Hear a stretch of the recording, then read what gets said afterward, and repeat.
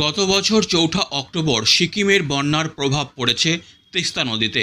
নদীর উচ্চতা আগের থেকে প্রায় ১.৫ মিটার উঁচু হয়েছে। এছাড়া বেশিরভাগ বাঁধ ও স্পার ক্ষতিগ্রস্ত হয়েছে। যুদ্ধকালীন তৎপরতায় বাঁধ ও স্পার সংস্কার এছাড়া বৃষ্টিপাতকে কেন্দ্র করে আগাম সতর্কতা অবলম্বনে সোমবার জরুরি বৈঠক অনুষ্ঠিত হল জলপাইগুড়ি রেসকোর্স পাড়ার সেচ নিবাসে। জলপাইগুড়ি, কোচবিহার, আলিপুরদুয়ার ও শিলিগুড়ি মহকুমাকে নিয়ে বৈঠক করল উত্তরবঙ্গের সেচ দপ্তর। আইএমডি ও সিডব্লিউসি মোট ১০০ কোটি টাকা খরচ করে নদীর বাঁধ স্পার সংস্কারের কাজ শুরু করেছে সেচ দপ্তর। এছাড়া আরও ৫ কোটি টাকা খরচ করা হচ্ছে বিভিন্ন কাজে। ভুটান ও সিকিমের পাহাড়ে ভারী বৃষ্টি হলে সেই প্রভাব এসে পড়ে তরাই ডুয়ার্সে। এই কারণে আগাম বৃষ্টিপাতের পূর্বাভাস জানতে বিভিন্ন ব্যবস্থা নেওয়া হচ্ছে সিকিম ও ভুটানের সঙ্গে আলোচনার মাধ্যমে। ভুটানের ৪ জায়গা থেকে ৩ ঘন্টা আগে আগাম সতর্কতার রিপোর্ট পাওয়া যাচ্ছে বলে দাবি। সেচ দপ্তরের নিজস্ব রেন গেজ রয়েছে ১৬টি, সিডব্লিউসি ২৫টি ও আইএমডি ৭০টি থাকলেও রিপোর্ট নেওয়া হচ্ছে ৫০টি থেকে। নির্বাচনী বিধিনিষেধ থাকায় নদীর কাজের সিদ্ধান্ত নিতে কিছুটা বেগ পেতে হচ্ছে বলেও দাবি। এদিনের বৈঠকে উপস্থিত ছিলেন সিকিম ও উত্তরবঙ্গের আবহাওয়া দপ্তরের আধিকারিক গোপীনাথ রাহা, উত্তরবঙ্গের সেচ দপ্তরের আধিকারিক কৃষ্ণেন্দু ভৌমিক সহ একাধিক আধিকারিক। ফ্লাড প্রিপারেটরি মিটিং করলাম। নর্থ বেঙ্গল 4টে ডিস্ট্রিক্ট আমাদের কন্ট্রোলে, শিলিগুড়ি মহকুমা, শিলিগুড়ি প্লেন্স, জলপাইগুড়ি, আলিপুরদুয়ার, কোচবিহার। প্রতি বছরই আমাদের হয়। এবার একটু দেরি হয়ে গেছে, ইলেকশন ইত্যাদি নানা রকম কারণে আমাদের মাঠে যে কাজকর্ম চলছে, ফিল্ডে যে কাজকর্ম চলছে, টাইম বাউন্ড বর্ষার আগে যেগুলো রেডি হওয়া দরকার সেগুলোও একটু বিঘ্ন হয়েছে। এবার আমরা চেষ্টা করছি মে মাসের মধ্যেই, যাতে মনসুন ইফেক্টিভলি শুরু হওয়ার আগে আমরা ঠিকমতো করে ওগুলো গুছিয়ে নিতে পারি। 4টে জেলায় বিভিন্ন কাজের বিষয়ে আমরা খতিয়ান নিলাম। এক্সিকিউটিভরা আছেন, ডাইরেক্টর আইএমডি এসছেন গ্যাংটক থেকে, সেন্ট্রাল ওয়াটার কমিশনের অফিসার রয়েছেন, আমরা দিয়েছি। ওনাদের থেকে কোঅপারেশন আমরা গতবারও পেয়েছি। আমাদের প্রায় ১০০ কোটি টাকার কাজ চলছে আমাদের, যেগুলো গত সিকিম ফ্লাডের পর থেকে ড্যামেজগুলো রিপেয়ার করা ইত্যাদি।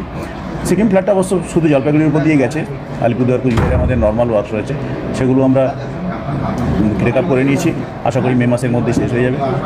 এই ছাড়া ছোটোখাটো আরও প্রায় ৬ কোটি টাকার কাজ চলছে, মাইনর মেনটেন্যান্স, এগুলো সবই আমাদের প্রিপারেশন। তার সঙ্গে কিছু মেটেরিয়াল স্টক থাকে।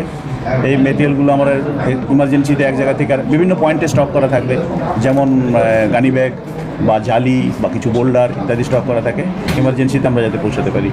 আমাদের কাছে প্রায় 10খানা মতো রেনগেজ আছে, প্রায় 30খানা সিকিমের উপরে ডাটা আমরা শেয়ার করি থ্রু আইএমডি, এবং আরও 25-26খানা থ্রু সেন্ট্রাল ওয়াটার কমিশন রেনগেজের ডাটা আমরা শেয়ার করি। এইগুলো দিয়ে আমরা ফ্লাডের ম্যানেজমেন্ট আমরা করব, মনিটর আমরা করব। বিভিন্ন জায়গায় রিভারের উপরে গেজ আছে আমাদের, সেটাও প্রায় 15টা গেজ আছে আমাদের। উত্তরবঙ্গের 10টা মেজর রিভারের উপরে আমাদের গেজ রাখা আছে। তোষা, রায়ডাক, জলঢাকা, তিস্তা এসবের উপরে গেজ আছে, যেটা দিয়ে আমরা ফ্লাডের প্রেডিকশনগুলো পাই এবং প্রয়োজনীয় ব্যবস্থা নিতে পারি। ইন্দো ভুটানের মিটিংও দিল্লিতে করে এসেছি, সেখানে আমরা বলেছি আরও কিছু বাড়ানোর জন্য। ছোটো ছোটো নদীগুলো কভার নেই, ওদের এনগেজও নেই ওই সব জায়গায়। আমরা আরও কিছু বিস্তার করা যায় কিনা ভাবছি।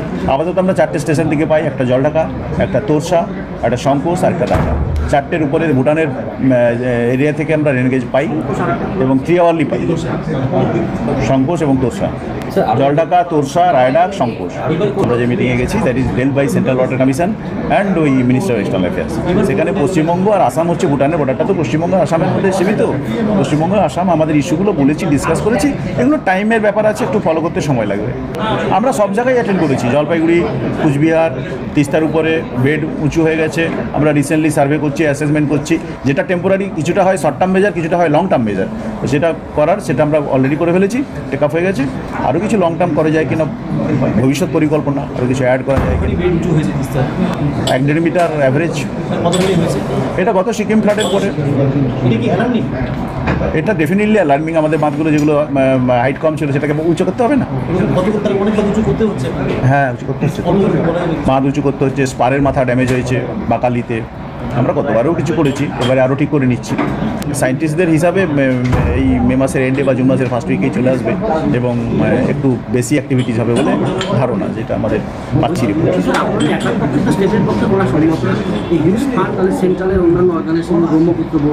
এগুলো ডিপার্টমেন্ট ডিসাইড করে, আমরা তৈরি করে ডিপার্টমেন্ট কোনটা নিজে রাখবে কোনটা রাখবে ডিপার্টমেন্ট। আমরা ব্রহ্মপুত্র বোর্ডে পাঠিয়েছি, একটা প্রপোজাল দিয়েছি, সেটা এখনও ডিসিশন হয়নি। হ্যাঁ, আরও আমরা ব্রহ্মপুত্র বোর্ডের উপরে আমরা করছি, আমরা RFP করছি, রিকোয়েস্ট ফর প্রপোজাল, অর্থাৎ কনসালটেন্ট লাগিয়ে আরও কিছু স্কিম আমরা তৈরি করব সেন্ট্রাল গভর্নমেন্টের সহায়তা পাওয়ার উদ্দেশ্যে। Disclaimer. This channel may not promote any violent, harmful or legal activities. All content provided by this channel is meant for an educational purpose only.